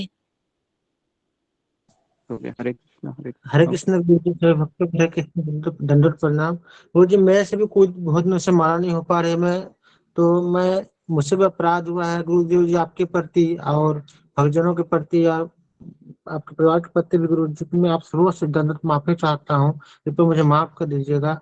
और प्रभु गुरु जी मेरे प्रश्न है कि मैं पुरुषोत्तम व्रत करना चाहता हूँ, पर इसके लिए मेरी सकाम इच्छा थी कि मेरा ग्रह दोष था तो पूजा करवाया गया है, तो मैं सोच रहा था कि उन दोषों को दूर करने के लिए करूं, लेकिन अब वो नहीं चाहता, पूरी तरह से नहीं चाहता, भावना आती है लेकिन पूरी तरह से कैसे नहीं चाहता हूं। तो गुरु जी मैं किस भावना से पुरुषोत्तम व्रत करूं? किस भावना से करने से, हमें कितनी बार हमने यही कहा है कि हमें भगवान श्री कृष्ण की प्रसन्नता के लिए व्रत करने चाहिए कि जी केवल वो जी खुश हो और कोई ये नहीं होना चाहिए।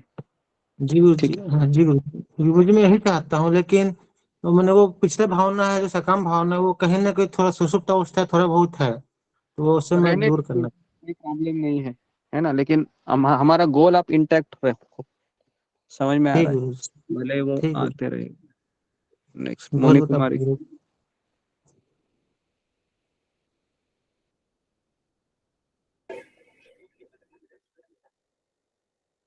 मोनी कुमार। वर्षा वर्षा पवार। मंत्र उच्चार आणि नामस्मरण ह्याच्यामध्ये फरक काय? तो इनका सवाल है कि मंत्र उच्चारण और नामस्मरण। नामस्मरण मंत्र उच्चारण एक ही है। फर्क फर्क फर्क केवल हमारी चेतना का होता है कि हम किस भाव से उसको लेते हैं। ठीक है। नेक्स्ट मंजू सिंह। मंत्र उच्चारण एक ही जगह पे बैठना करना पड़ता है ना, नामस्मरण तो ऐसा ही हो जाता है ना। नहीं नहीं, नामस्मरण है तो वो ऐसे उठते बैठते नहीं, उसको हमको माला लेके करना चाहिए, है ना। ओके ठीक है, जी धन्यवाद। ओके। मोनी कुमारी। मंजू सिंह। गुरु जी दंडवत प्रणाम। हरे कृष्ण गुरु जी दंडवत। जी और मेरा प्रश्न ये है, आपने बताया कि भक्तों के संग ही उसकी भक्ति बढ़ती है, तो मैं देखी हूँ अब हमारे जो वैष्णव आचार्य हैं वो अकेले ही मतलब भक्ति करते थे, मैंने देखा है। तो क्षमा कर दीजिए। जी वैष्णव आचार्य है ये भगवान के शुद्ध भक्त है कि, और वो वैष्णव आचार्य है ये बद्ध जीव है या सिद्ध जीव है? बोलो मोनी कुमारी, ये बद्ध जीव है या मुक्त जीव है। मुक्त जीव है? मुक्त जीव है ना। तो मुक्त जीव को सत्संग की आवश्यकता नहीं होती है। मुक्त जीव। हाँ, तो मुक्त जीव है वो अकेले भक्ति कर सकते हैं गुफा में रहकर। और हम कौन से जीव हैं? हम बद्ध जीव हैं। बद्ध जीव अकेला रहेगा और उसके हाथ में मोबाइल देंगे तो वो क्या करेगा? भक्ति करेगा? भक्ति नहीं करेगा वो, है ना। तो इसलिए हमें सत्संग की आवश्यकता है। समझ में आ रहा है? हम अकेले अकेले नहीं रह सकते। ओके नेक्स्ट मंजू सिंह माता जी, आखिरी क्वेश्चन। हरे कृष्ण गुरु जी दंडवत प्रणाम। गुरु जी इस लास्ट श्लोका में जो योगी शब्द आया है, तो यहाँ हमें ये कैसे पता चला कि यहाँ भक्ति योगी की बात हो रही है? ये कैसे योगी पता लगा मतलब हमें? देखिए, योगी का अर्थ क्या है, चाहे वो कर्म योगी है, चाहे वो ज्ञान योगी है, भक्ति योगी, उसको ये पता होता है कि कृष्ण ही भगवान है। तीनों को पता होता है कृष्ण ही भगवान है, लेकिन उसका गोल अलग है। जैसे ज्ञान योगी होता है उसको भी पता है कि कृष्ण है, वृंदावन है ना, लेकिन वो जीवन का ध्येय किसको मानता है? ब्रह्म ज्योति को। समझ में आ रहा है? अष्टांग योगी है, उसको भी पता है कृष्ण भगवान है, लेकिन वो जीवन का ध्येय किसको मानता है? परमात्मा को, हृदय में जो परमात्मा रहते। और भक्ति योगी है वह कृष्ण को गोल मानता है। तो यही फर्क है। तो योगी का अर्थ यही है, जिसको ये पता है कि कृष्ण भगवान है उसको योगी कहते हैं। योग मतलब कनेक्शन विद सुप्रीम। ठीक है। रीति दबास, आखिरी क्वेश्चन। हरे कृष्ण गुरु जी दंडवत प्रणाम।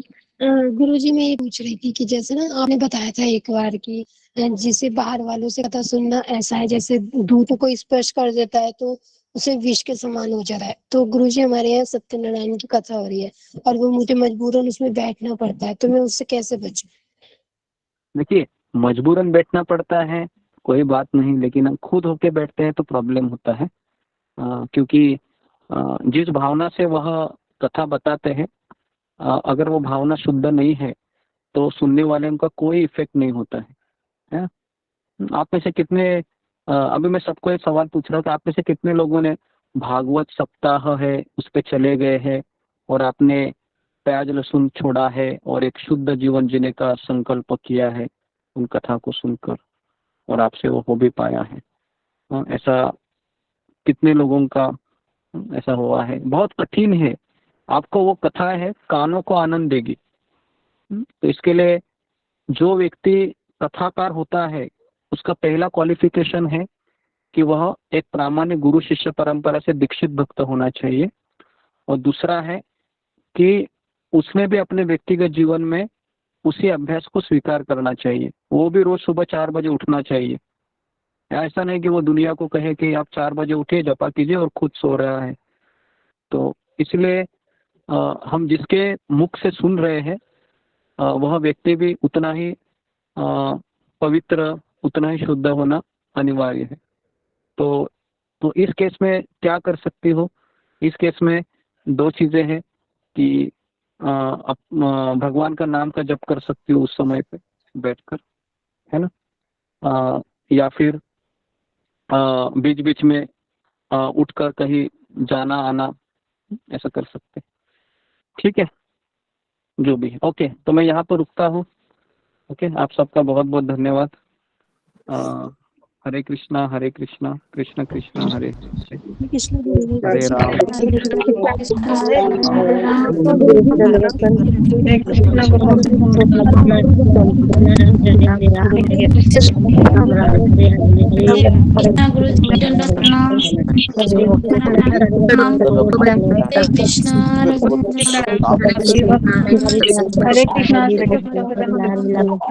हरे कृष्णा सभी वैष्णव हरे कृष्णा सभी भक्तों को मेरा दंडवत प्रणाम। हरे कृष्णा गुरुजी दंडवत प्रणाम। माता जी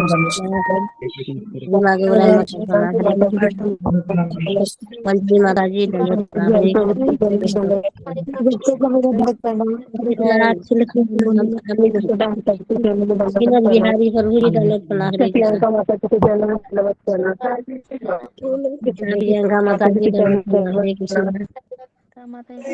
हरे कृष्ण सभी भक्तों को हरे कृष्णा।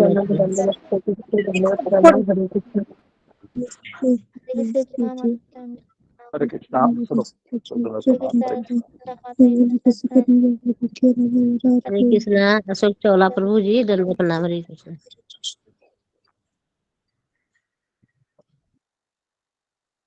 हरे कृष्णा राधिका माता दंडवत प्रणाम।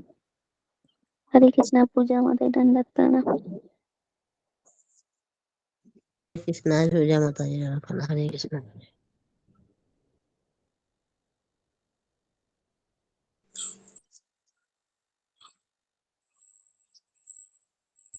हरे कृष्ण देव चौला प्रभु जी दंडवत प्रणाम। हरे कृष्ण हिमांशु प्रभु जी दंडवत प्रणाम। हरे कृष्ण श्री रमत दंडवत प्रणाम। हरे कृष्ण निधि माता जी दंडवत प्रणाम। हरे कृष्ण रीना माता जी दंडवत प्रणाम। हरे कृष्ण काजल माता जी दंडवत प्रणाम। हरे कृष्ण नित्यानंद प्रभु जी दंडवत प्रणाम। हरे कृष्ण।